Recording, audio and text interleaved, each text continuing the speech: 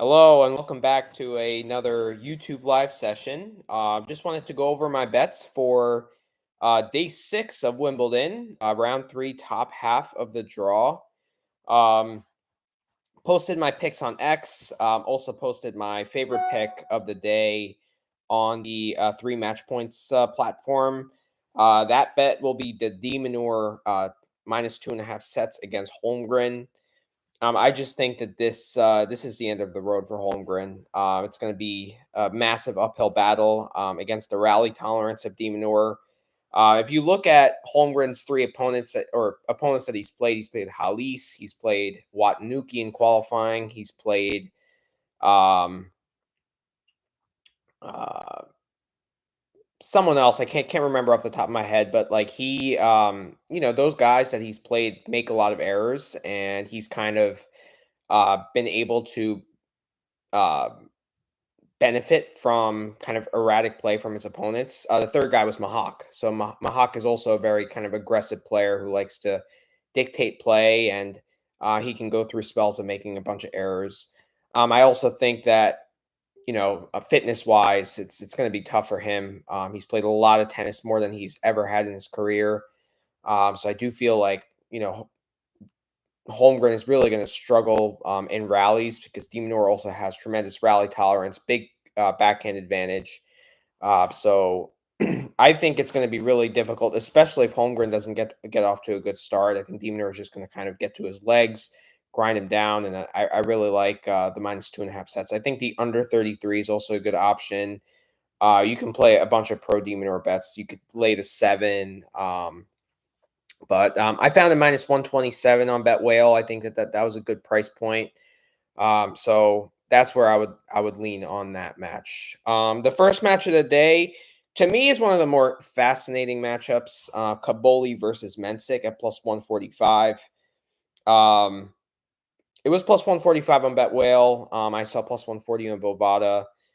It's kind of fluctuating between like plus 135 and plus 145 right now. It hasn't really moved in the last couple hours. Um, so to me, I think Kaboli has more dog. I think he has a kind of a mental advantage. He's going to battle. He's going to scrap. He's kind of he to me he's a good guy to back as a dog just because of his good battling capabilities. I think he has the fitness advantage. Um, he just kind of digs in and makes it tough for guys. And he's a decent player on big points as well. It seems like he backs himself. Whereas Mensik, I feel, can lack in that category.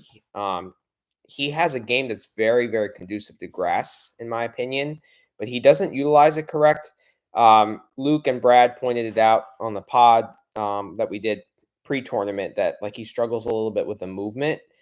Um, so I think the longer this match goes, the more it favors Kaboli. And I just can't see Mensik blowing him away. I mean, Mensik struggled um, putting away some kind of weaker opposition this tournament. He's played Giron. He kind of struggled to put him away. I mean, he was down, I believe, a set in a break at one point, and then came back and won in the 4-set tiebreak. Gaston, he also lost a set too. So I don't know. I think this is one of the more fascinating matchups of the day. I think it's a good spot to back the dog. You could do a dog over combo. It kind of seems good. I just can't see this being straightforward. I think the 5-set line is decent if you can get plus 200 or better. I've just gone with Kaboli money line, and that's kind of the way I'm going to play it. I think it's a great way to start the day tomorrow, and hopefully we start on the winning page. Um, Next match is Sinner Martinez. I'm on the under 26.5. People might think I'm crazy playing under 26.5 on grass, but this is just a complete mismatch. I think Pedro is just going to have so much trouble just even winning points in this matchup. Sinner's going to be all over that serve, dictating play with a forehand. And like don't see any pattern that Martinez can utilize to kind of get out of a bad spot in rallies. So, 26 and a half. I saw a lot of 26 juice 26s. I got a good line on Bet Whale minus 115.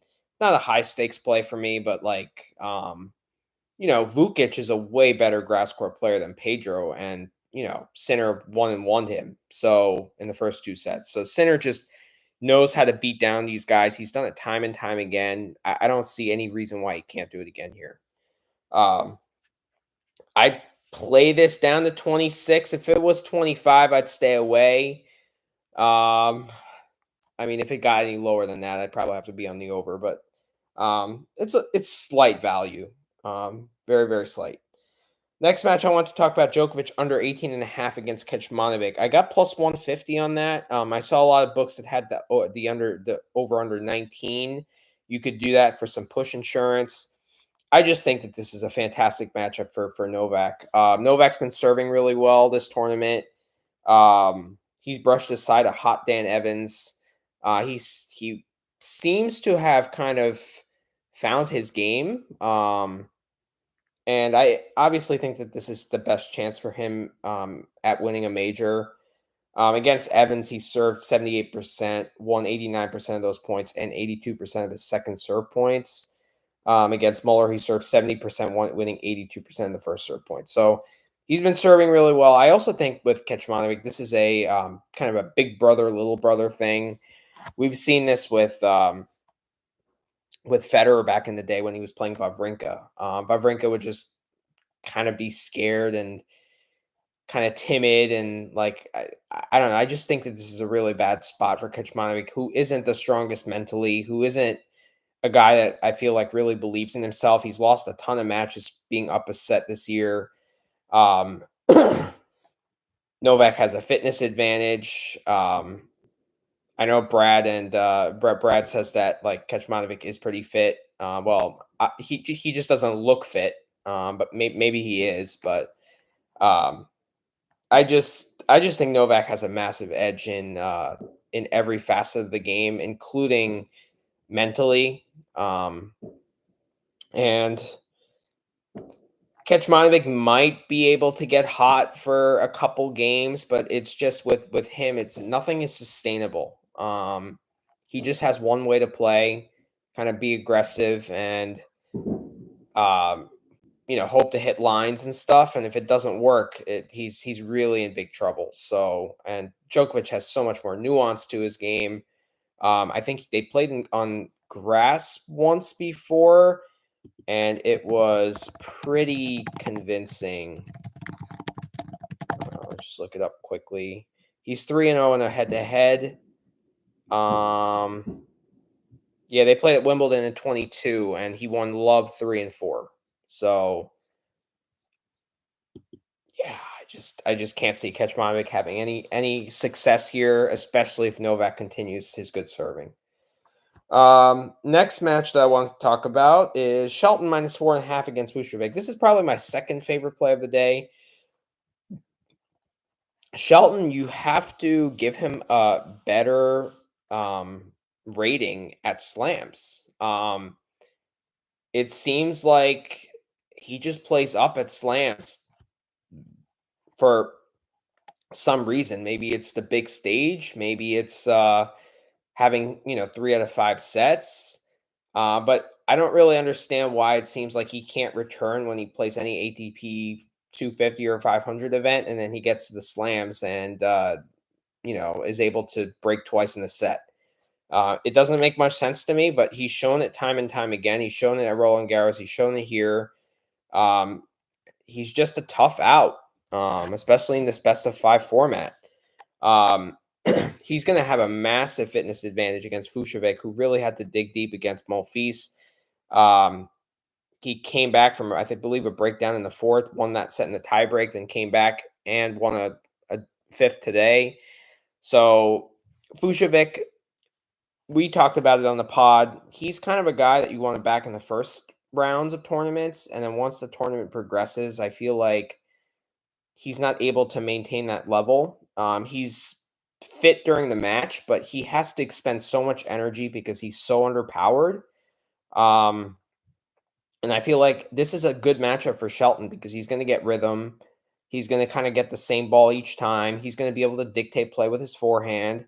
Vujovic is going to have trouble breaking. Shelton should have some looks to return, like to break on return. And you're laying 4.5 here over a best of 5 match. It's not that much. I really think that this should be more like 5.5 or 6.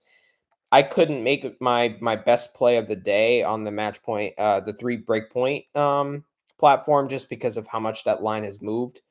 I did not get CLV. I kind of got it a little bit late, but I got the -4.5 at -110 on Bet Whale.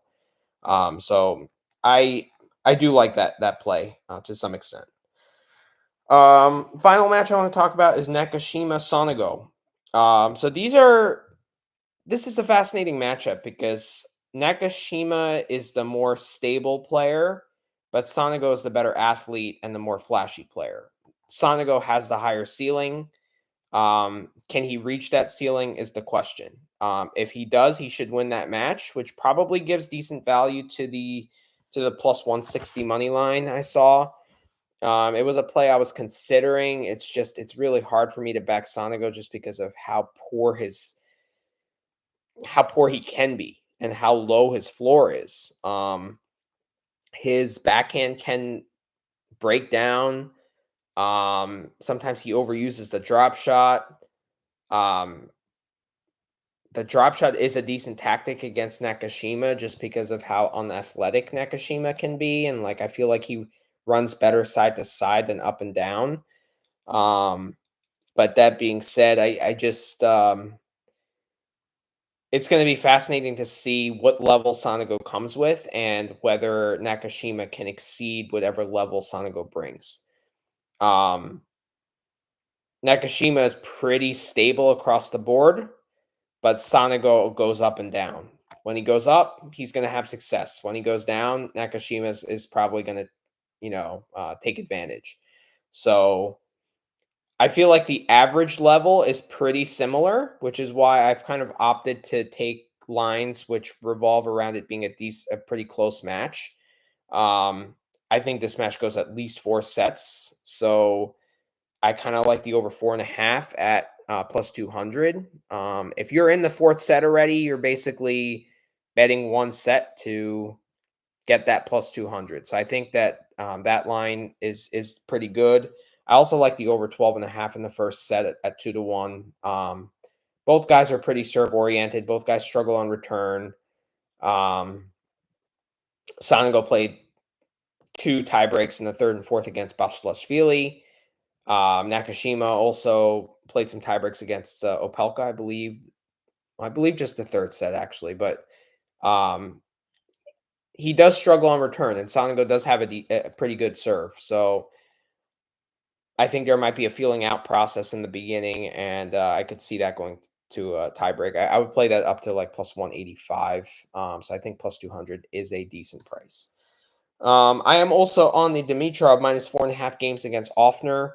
Um, more and more confident on Dimitrov's fitness, just because he's gotten through 2 matches. The match against Mute was pretty physical. Um, and I don't know. I think Offner played above his normal level against Tommy Paul. I think there's a slight overcorrection there. Like I thought that this should have been more like 5 or 5.5. Um, so if you're still worried about the Dimitrov retirement concerns, you could potentially play just a set 1. Um, but I've opted to play the full match. I think Dimitrov should get through this, and like grass is the least physical surface, and I think he's more than 4.5 better than Offner. So those are my plays for tomorrow. Kaboli money line against Mensik, Demonor -2.5 sets against Holmgren. Sinner Martinez under 26.5. Dimitrov -4.5 games against Offner. Djokovic under 18.5 versus Kecmanovic. That's plus 150. You could get the under 19 if you want to play that and get some push insurance. That's minus money, but it's a more conservative play. Shelton minus 4.5 games versus Fushevik, and the Nakashima Sonego over 4.5 sets, as well as the over 12.5 games in the first set. So thanks again for listening. Best of luck on your bets. Hopefully it goes like it did today. Today was fantastic.